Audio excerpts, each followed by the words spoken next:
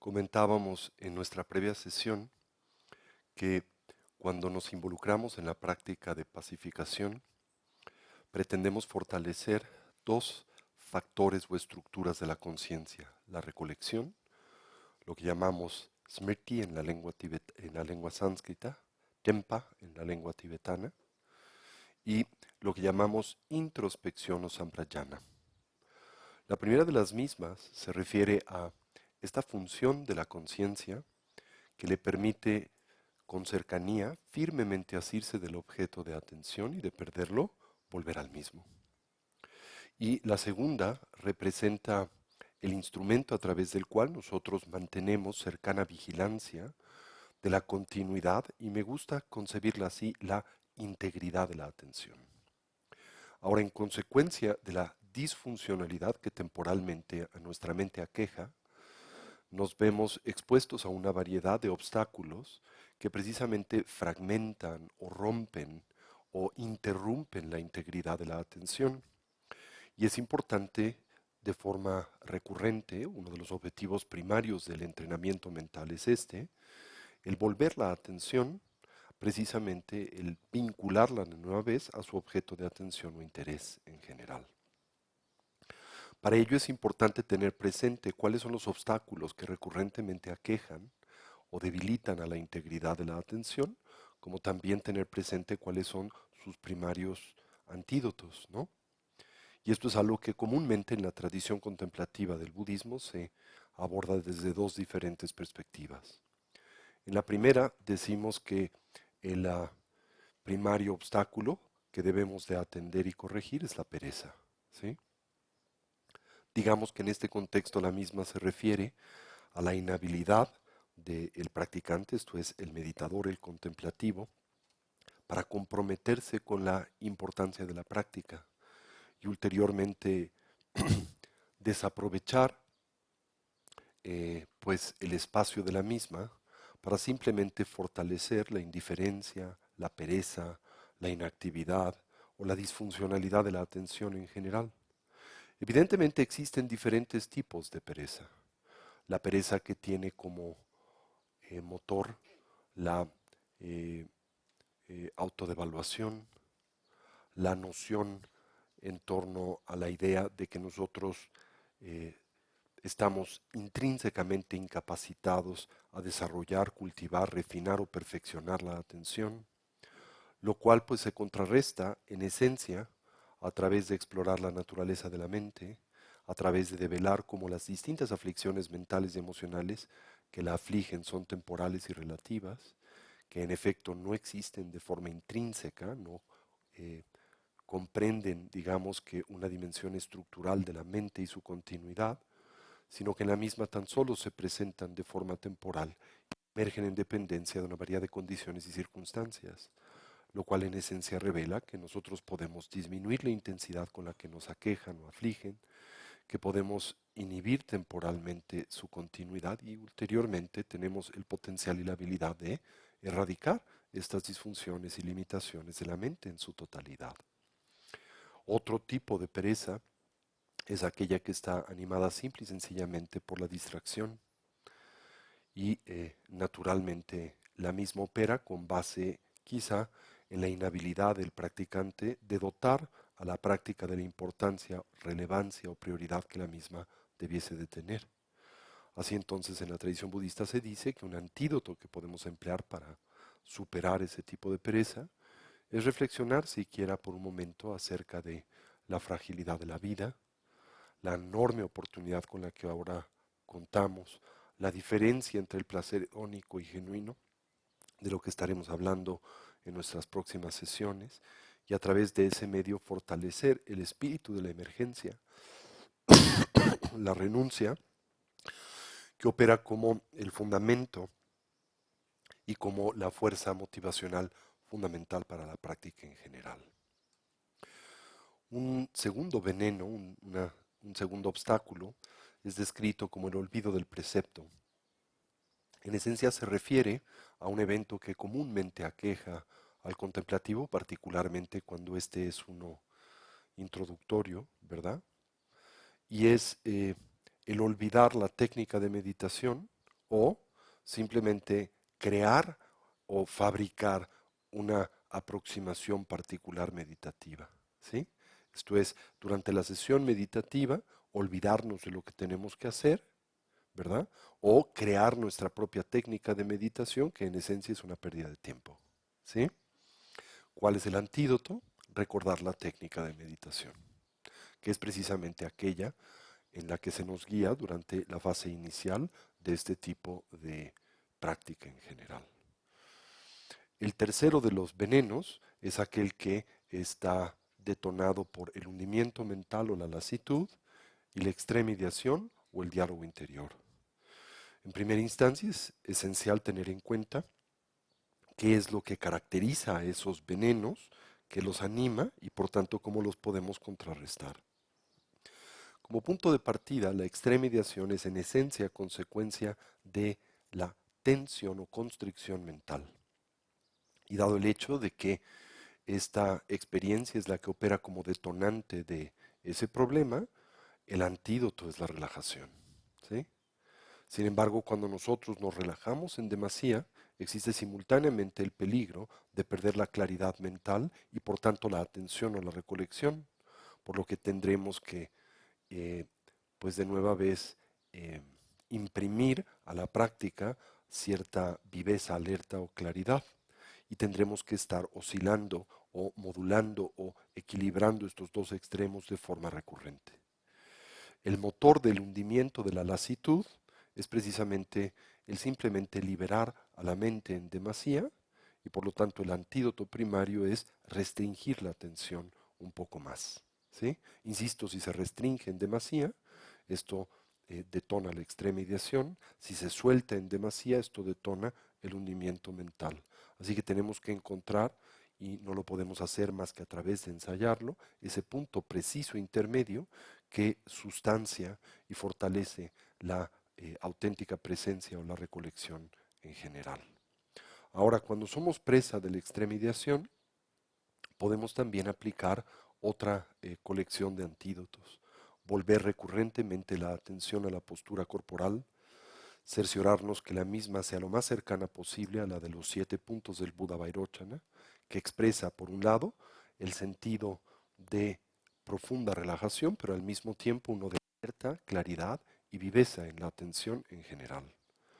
Otra cosa que nosotros podemos hacer es, por ejemplo, recoger la vista un poquito, si es que estamos practicando con los párpados abiertos, traer un poco la atención hacia nosotros y esto nos ayuda a focalizar la atención.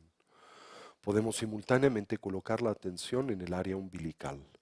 Al hacerlo, naturalmente los vientos sutiles, esto es la fuerza del prana, nos referimos en este contexto al prana contaminado, al prana kármico, tiende a seguir a donde quiera que la mente es colocada o a donde quiera que la mente se oriente. Si entonces colocamos la atención en el área umbilical, los vientos sutiles tienden naturalmente a concentrarse en esta área. Bajan técnicamente en el cuerpo y esto propicia que la energía que se requiere para animar la extremidación se limite y así entonces esta se inhiba, ¿sí? Otra técnica que nosotros podemos usar es una vinculada a lo que llamamos el control de la respiración, que también está naturalmente asociada o vinculada al estado mental. Aquí lo que hacemos es al inhalar, sostenemos por un momento la respiración en el área umbilical, tensamos muy ligeramente esta parte del cuerpo y también un poco las esfínteres o como si tensáramos un poco los glúteos y sostenemos la respiración por un momento, podemos contar 2 o 3 y después exhalamos. Esto ayuda a que los vientos sutiles bajen, se estabilicen en esta parte del cuerpo adamantino y a través de ese medio se propicia un estado de mayor equilibrio y tranquilidad, menos dominado por la extremidación en general, ¿sí? Podemos simplemente concentrar la atención en el proceso de la exhalación y mientras lo hacemos imaginar que esas formas de extremidación nos abandonan como vapor de agua que se desvanece en el vacío y después volvemos de forma natural y espontánea la atención al proceso de la respiración, ¿sí? Estas son entonces algunas de las técnicas que en general podemos emplear para controlar el diálogo interior. ¿Se entendió esto? ¿Sí? Bien. Una técnica que también se plantea como viable es cuando estamos en extremo controlados o dominados por la extremidación, evocar un pensamiento depresivo, un pensamiento que nos produzca pues algún tipo de turbulencia emocional como el morir, ¿verdad? Ese pensamiento demanda una enorme cantidad de energía que se desvía de aquella que anima y alimenta la extremidación. Por lo tanto, naturalmente experimentaremos la disminución de la intensidad de la misma. Después volvemos la atención al objeto de meditación y liberamos el pensamiento depresivo. De no hacerlo con agilidad, esto puede producir hundimiento o lasitud. ¿Sí? Bien, si somos presa del hundimiento mental, primero es importante tener en cuenta que el mismo es en esencia consecuente de haber liberado o soltado a la mente en demasía. Por lo tanto, ¿cuáles son algunos de los antídotos que podemos emplear para administrar ese conflicto, ese problema? De nueva vez, volver la atención al objeto de meditación, el flujo natural de la respiración, atender, ¿verdad? O aplicar la atención a nuestra postura corporal, cerciorarnos que la misma es la correcta, esté la espalda erguida, la cabeza en equilibrio, que nosotros no estemos abordando una postura que sea propicia a la lasitud o al hundimiento mental. Al mismo tiempo es importante detectar cuál es la intensidad de este veneno que ahora nos aqueja, dado el hecho de que se puede manifestar de una forma grosa, intermedia o sutil, y esto también determinará la fuerza con la que nosotros apliquemos el antídoto o el veneno o el remedio en general. La lasitud grosa es aquella en donde simplemente nos vemos presa del hundimiento mental, el sopor, el sueño, la pérdida de claridad. La lasitud intermedia es aquella en donde en buena medida la mente está en un 80% afectada por el hundimiento, la pérdida de claridad, pero hay un 20% de la misma que se encuentra alerta, clara y firmemente asida con cercanía al objeto de meditación. Y la lasitud sutil es aquella en donde el 80% de nuestra atención es clara, se encuentra alerta, está firmemente asida al objeto de meditación y tan solo un 20% de la misma es presa de la lasitud, ya sea el hundimiento mental, el sopor o el sueño en general. Es importante entonces recuperar la postura más propicia para el ejercicio contemplativo, que debe de ser si bien una profundamente relajada, simultáneamente una dotada de estabilidad en el contexto meditativo ausente de movimiento, imbuida de la continua presencia de la atención, pero al mismo tiempo manifestando un gesto que comunica el sentido de alerta, de vivacidad de la atención en general. ¿Sí? Otro antídoto que nosotros podemos aplicar es el elevar la vista, si es que estamos practicando con los párpados abiertos. Al elevar la vista al horizonte, esto satura a la conciencia visual de los estímulos visuales y ese tipo de estimulación sensorial disipa precisamente la lasitud o la pérdida de claridad o el hundimiento mental. Podemos también concentrar internamente la atención en la parte superior del cuerpo. Lo hacemos, recordarán, imaginando una pequeña esfera luminosa, un ticle en el medio del entrecejo en el que suavemente concentramos la atención y simultáneamente intentamos imaginar esa esfera como una radiante y luminosa.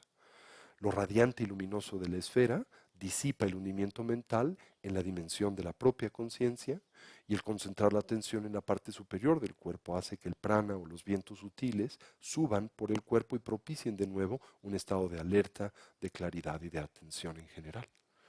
Podemos también imaginar que en el área que podemos imaginar en nosotros aparece el canal central, el eje fundamental del sistema de energía sutil, al que concebimos como una espiga luminosa de color azul profundo, no más grueso que el dedo meñique de la mano. Imaginamos comienza o parte de la coronilla de la cabeza en un punto 8 dedos por detrás de la línea original del cabello, donde se abre como la punta de un mosquetón o como un fuelle, como un cono, y baja paralelamente a la columna vertebral ligeramente por enfrente de la misma, terminando 4 dedos por debajo del ombligo donde se cierra como la punta de un bastón.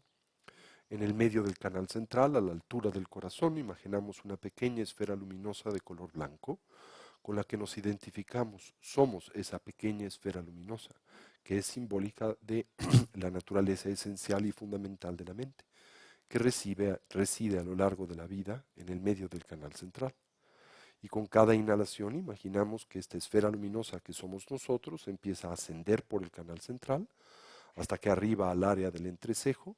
Al hacerlo emitimos el sonido P. Al emitir ese sonido hay una fibrilación y una contracción muscular y energética. Imaginamos que esa esfera luminosa es disparada por la coronilla de la cabeza y se desvanece como vapor de agua, ¿sí?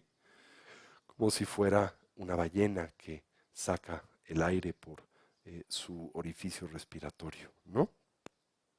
Y hacemos esto 2 o 3 veces y certeramente esto nos va a ayudar a superar el hundimiento y a propiciar un estado mental de claridad y atención. O simple y sencillamente podemos concentrar la atención en el proceso de la inhalación y a través de ese medio la viveza, alerta y claridad mental que ese proceso propicia, ¿sí? El cuarto de los venenos es la inhabilidad o la resistencia o la incapacidad para aplicar el antídoto. Y el remedio, podrán imaginar, es la determinación para aplicar el antídoto, ¿sí? Y el último de los venenos es la sobreaplicación del antídoto y se refiere a ese estado en donde hemos logrado relativa estabilidad, ¿verdad? Y mantenemos una demasiado intensa presencia de la introspección y la introspección tiende a detonar la extremediación, ¿sí? El antídoto es muy sencillo. Una vez que hemos arribado a un estado de relativa estabilidad, simplemente mantenemos el estado con cierta ecuanimidad y relajación. Está presente la introspección, pero de una forma muy suave, en la parte trasera de la mente, y no en una modalidad tan intrusiva, ¿sí? También se dice que nos vemos aquejados por otros venenos, la malicia, que en este contexto es la hostilidad y la aversión, y la podemos simplemente contrarrestar a través de concentrar la atención en la exhalación y liberar a la misma de esta forma. El deseo sensual, que parte fundamentalmente de la cognición equivocada que tenemos de los fenómenos, y bueno, se puede corregir simplemente a través del cultivo de la estabilidad. La estabilidad es un antídoto poderoso para el deseo sensual, ¿sí? La duda aflictiva, que nos lleva a dudar, por ejemplo, de el potencial que tenemos para poder lograr o actualizar un estado mental genuinamente atento y concentrado, y esto lo contrarrestamos a través del estudio, ¿verdad? De el escuchar las enseñanzas, reflexionar sobre de ellas y develar o descubrir que podemos mejorar en nuestro desempeño de atención, no solo eso, que podemos perfeccionar la atención, que podemos actualizar el shamatha, ¿sí? Que esto es algo que muchos han hecho en el pasado y no existe razón alguna por la que nosotros no podamos hacerlo en el presente. Y finalmente, de nueva vez, el veneno de la extremediación y el hundimiento de los que ya hemos hablado, ¿sí? Así entonces tengan presente la estructura de ese trabajo, ahora que estamos haciendo shamatha, para que pues estén atentos de la emergencia de los diferentes venenos y para que puedan, a la medida de sus posibilidades, aplicar sus respectivos antídotos. ¿Se entendió eso? Muy bien, vamos entonces de nueva vez a involucrarnos con una sesión de Anapanasati o Anapanasmriti, la recolección de la respiración. Nos ponemos derechitos con nuestra espalda erguida y nuestra cabeza en equilibrio o balance. Y una vez más recordamos las instrucciones esenciales. Colocamos a nuestra atención o recolección sobre el proceso natural de la respiración. Cualquier idea, sensación o estímulo que en nosotros surja la observamos y así liberamos. Conscientemente la dejamos pasar y nos determinamos a no elaborar sobre de la misma. Con suavidad y naturalidad, volvemos a nuestra atención o recolección sobre el flujo natural del respirar.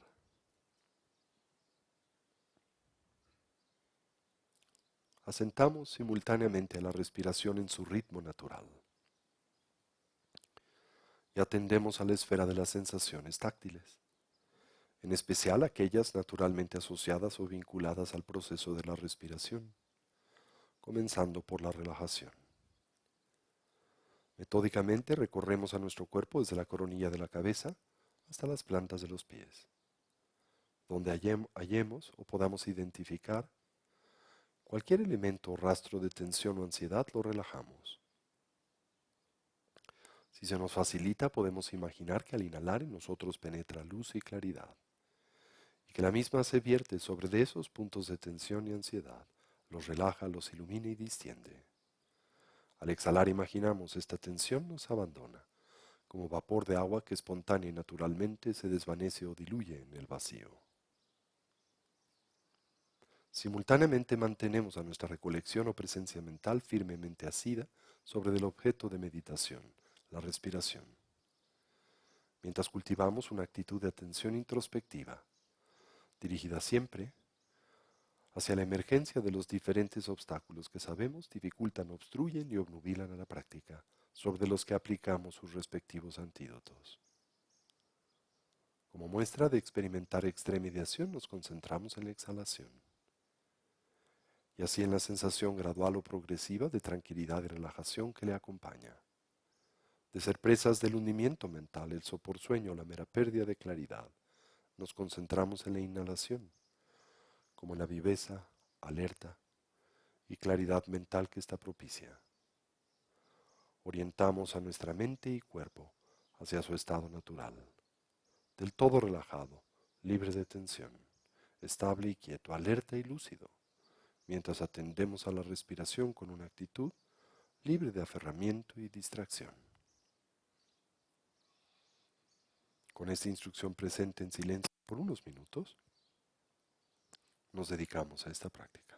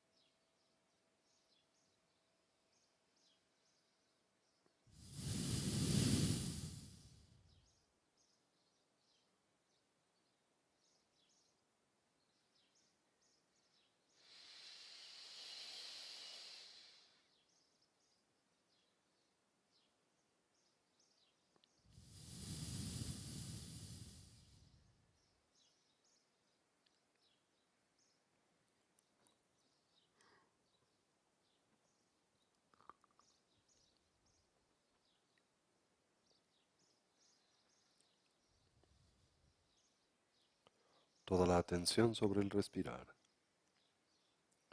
Cualquier idea, sensación o estímulo la observamos y así liberamos. La dejamos pasar. No elaboramos sobre de la misma. Con suavidad y naturalidad volvemos la atención o recolección sobre el flujo natural del respirar.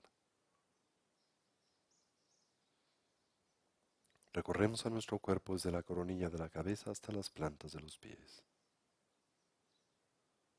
Donde hallemos o identifiquemos cualquier elemento o rastro de tensión o ansiedad, lo relajamos.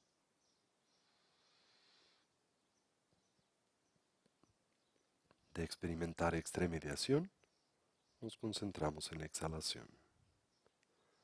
De ser presas del hundimiento mental, en la inhalación.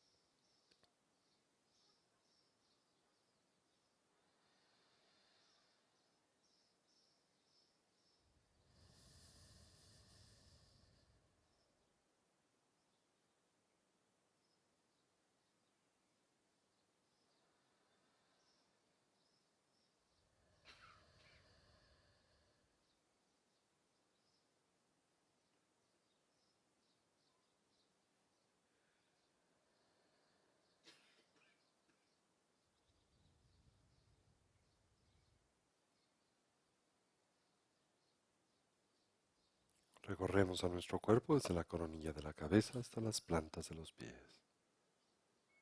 Donde hallemos cualquier elemento de tensión o ansiedad, lo relajamos. Si se nos facilita, podemos imaginar que al inhalar en nosotros penetra luz y claridad, que la misma se vierte sobre de esos puntos de tensión y ansiedad, los ilumina, los relaja, los distiende. Al exhalar imaginamos esta tensión nos abandona, como vapor de agua que espontánea y naturalmente se desvanece o diluye en el vacío.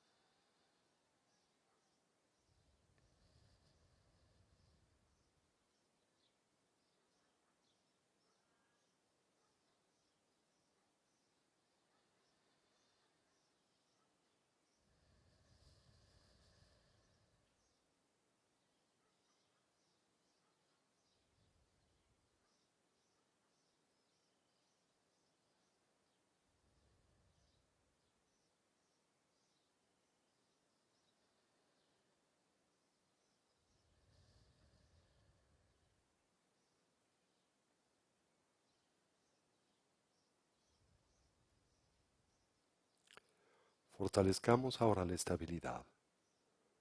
Recuerden, por la misma, comprendemos no tan solo un estado de quietud o inamovilidad, sino una condición mental, dotada de la continua presencia de la atención. Así observamos la expansión y contracción del diafragma y del abdomen, la natural relación que existe entre estos movimientos y el proceso de la respiración. Al inhalar atendemos si la respiración es corta o larga, profunda o superficial, y hacemos lo mismo con la exhalación. Simultáneamente observamos la mera sensación de contacto de nuestro cuerpo con su asiento. De nueva vez de experimentar extremidad, nos concentramos en exhalación y de ser presas del hundimiento mental en la inhalación.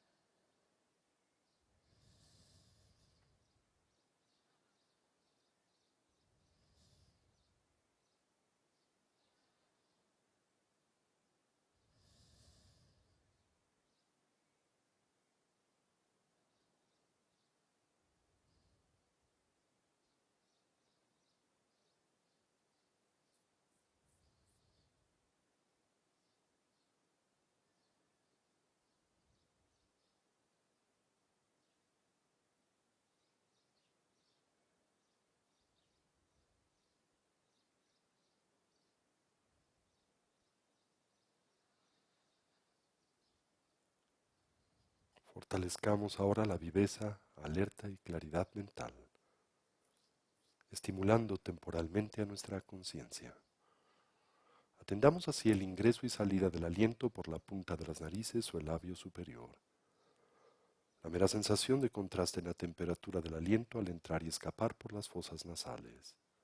La presencia de un ticle o una pequeña esfera luminosa en el medio del entrecejo en la que suavemente focalizamos la atención. De experimentar extremediación nos concentramos en la exhalación. De ser presas del hundimiento mental en la inhalación. A través de la fuerza de la introspección constantemente monitoreamos la integridad de la atención y los elementos concomitantes de la que la misma depende, entre ellos nuestra postura corporal.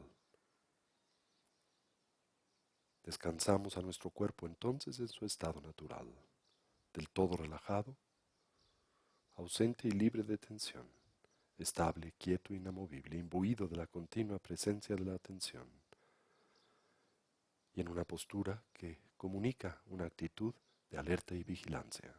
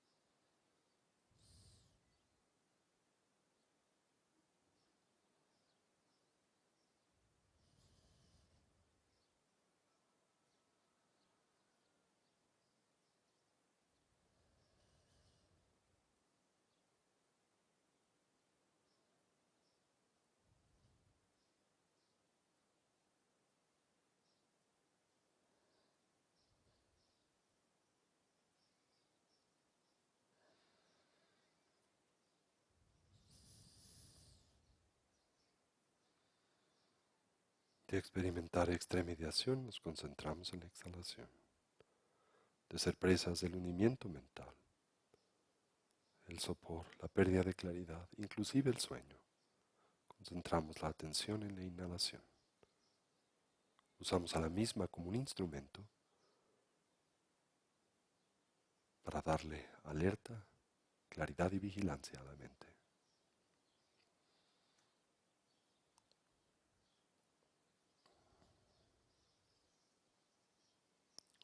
Intentamos cultivar y reconocer esa dimensión o punto intermedio entre la extremediación y el hundimiento mental. Intentamos identificarlo y simplemente descansar en el mismo.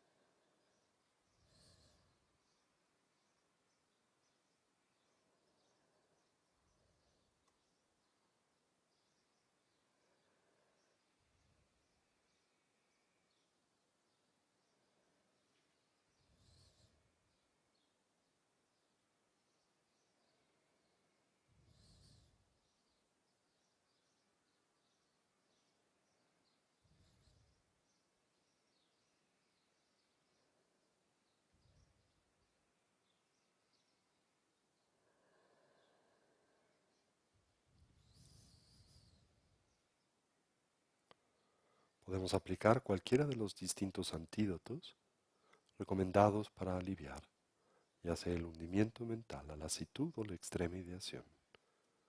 Revisar la postura, reorientar la mirada, concentrar la atención en diferentes partes de nuestro cuerpo, ya sea tensar un poquito al mismo o relajarlo más profundamente, usar a la respiración como un modulador de la atención, las diferentes herramientas que previamente he mencionado.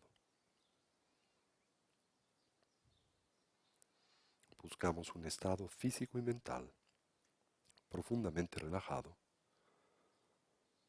pero luminosamente claro y alerta, imbuido de la continua presencia de la atención, del todo presente, libre de la fuerza del pasado, de la tentación del futuro, en sincronía, enraizado y anclado al cuerpo y al presente.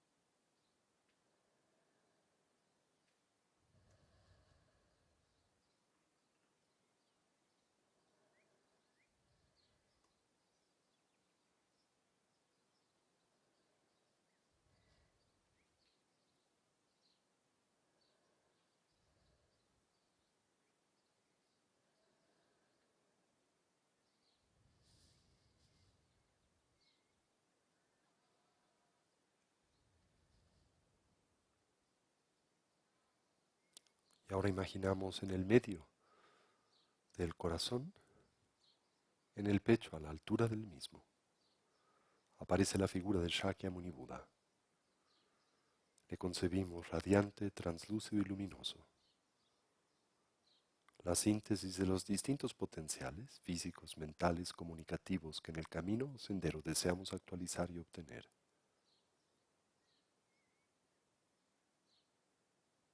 Frente a nosotros, imaginamos, aparecen los alimentos que estamos por consumir. A través del mantra de 3 sílabas, Om Ahum, transformamos a esos alimentos, con base en la fuerza de la designación mental, en un néctar de sabiduría no dual. Y ofrecemos el mismo al Buda en el medio de nuestros corazones. Imaginamos el Buda acepta esta ofrenda, se regocija y celebra la motivación que ahora nos anima. Simultáneamente, concebimos el sacrificio que tantos seres hacen para alimentarnos, tanto aquellos que pierden su vida, como aquellos que involucran su tiempo y energía en la preparación de dichos alimentos. Y para todos generamos un espíritu de apreciación y gratitud. Para los que han perdido su vida, que puedan obtener una mejor plataforma de existencia futura, un mejor renacimiento. Para aquellos que han preparado nuestros alimentos, una sensación de gratitud y apreciación. Transformamos a nuestros alimentos en este néctar de sabiduría no dual que ofrecemos al Buda en nuestros corazones. Om Ahum, Om Ahum, Om Ahum. Al Supremo Maestro, el perfecto Buda. A la Suprema Enseñanza, la perfecta Dharma. A la Suprema Asamblea, la perfecta Sangha. A todos los objetos de refugio hacemos esta ofrenda, deseando que nosotros y todos los que nos rodean, ni en esta ni en ninguna de nuestras vidas nos veamos separados de la triple joya, y que podamos hacer estas ofrendas de forma continua para progresar en el sendero. Om Ahum, Om Ahum, Om Ahum. Nuestros alimentos irradian luz y claridad. Pierden su constitución ordinaria y se funden en el corazón de Shakyamuni Buda, quien los recibe con alegría y satisfacción. Y así terminamos por dedicar el mérito que a través de esta práctica ya hemos desarrollado o cultivado. Y pueden repetirlo conmigo, deseando sirve y sea de beneficio a todos los seres. Que podamos todos actualizar nuestros potenciales y así trascender nuestras diversas limitaciones. Que una mentalidad altruista pueda nacer donde no ha nacido y se incremente donde ya existe. Que todos los seres puedan ser felices, puedan dejar de sufrir y que pronto todos podamos actualizar la condición de la conciencia omnisciente y compasiva de un Buda, no solo en nuestro propio especial beneficio, sino en particular en el de aquel de los que nos rodean.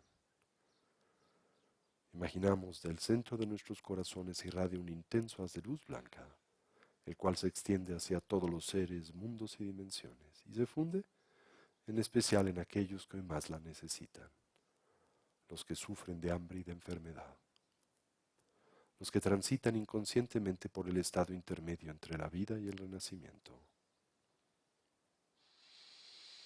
aquellos que son expuestos a tragedias naturales, que sufren de hondas y poderosas pérdidas, y sobre los que hoy se depositan grandes responsabilidades. ¿Así es? Así es. Así es. Gewade nyodo dala mazande jujune ruwa jajamalo bade zala kubajo janjob zane rimpo tema kepana tejuki. Keba nyampa mepa yang kong ne kong du pawa sho. Om ahum benzi guru pema sidi humpe omane peme hum. Omane peme hum. Omane peme hum. Om ah.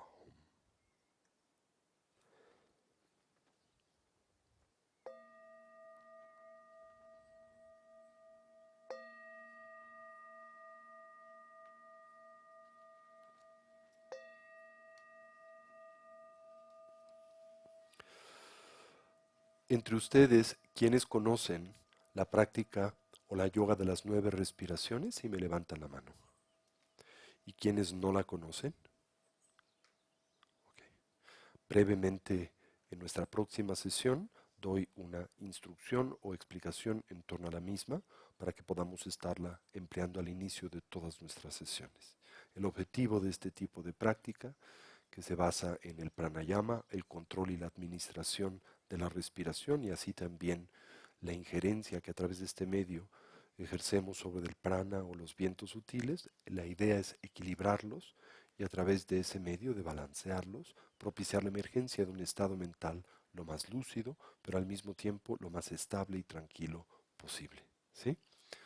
Bueno, vamos a tomar un receso. En ese receso vamos a comer y después tienen un poquito de tiempo para descansar. ¿Cuál es la práctica? De nuevo, al mover y desplazarnos, el intentar a la medida de nuestras posibilidades practicar la aplicación de la atención sobre el cuerpo y particularmente sobre las posturas corporales. ¿Recuerdan la idea de estar particularmente atento de todo lo que desempeñen físicamente? Si caminan, si se desplazan, si se sientan, si se paran, en fin, ¿no? Vamos a extender ese tipo de atención a el proceso de comer y vamos a tratar de cultivar una forma de comer contemplativamente. Esto es, unipuntualmente atentos al acto de comer y a las sensaciones que acompañan al comer. Al hacerlo, tener presencia de su impermanencia, tener presencia de cómo mutan y se transforman, tener presencia de cómo a nosotros aparecen, ¿sí? Como agradables, y al mismo tiempo a atender cómo es que nosotros así las interpretamos en oposición a que éstas realmente existan como a nosotros aparecen, ¿no?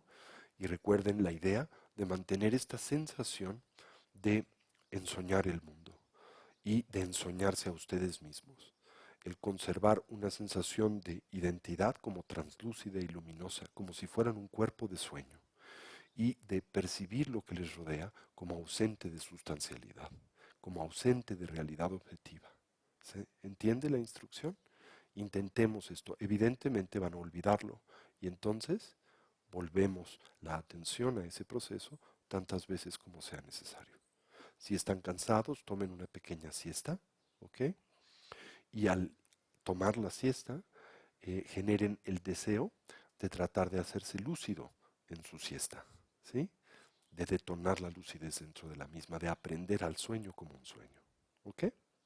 En las siestas es fácil de hacer. Bueno, pues nos convocamos de nueva vez a las 4 de la tarde.